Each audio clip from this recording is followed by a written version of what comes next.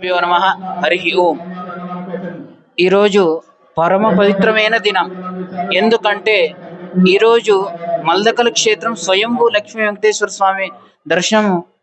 ఈరోజు వైకుంఠ ఏకాదశి. వైకుంఠ ఏకాదశి అంటే చాలా కోటి మంది స్నానం చేసినట్టు పుణ్యం వస్తుంది ఈరోజు. ఎందుకంటే ఆ వెంకటేశ్వర స్వామి ఉత్తర ద్వారం నుండి ఈరోజు దర్శనం చేస్తే చాలా పుణ్యం ఉంది. అందుకే ఈరోజు వారు దర్శనం చేస్తున్నారు. చాలా మంది వస్తున్నారు. పబ్లిక్ 3 గంటల నుంటేనే పబ్లిక్ ఎక్కువ అవుతుంది.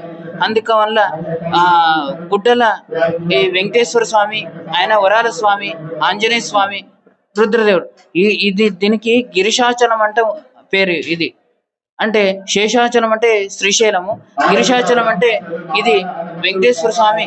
ఈరోజు వైకుంఠ దర్శనం. ఈరోజు ఒక్క దర్శనం చేస్తే కోటి జన్మ పుణ్యం లభిస్తుందండి అని అనిపిస్తుంది.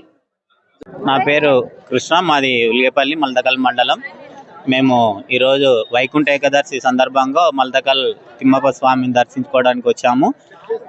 పోయినసారి కన్నా భక్తులు ఈసారి చాలా ఎక్కువ సంఖ్యలో పాల్గొనడం జరిగింది. దానికి కూడా అదేవిధంగా దేవస్థానం వారు కూడా వచ్చిన భక్తులకు అసౌకర్యం జరగకుండా లైన్లు కానీ మంచిగా పాటించాలి.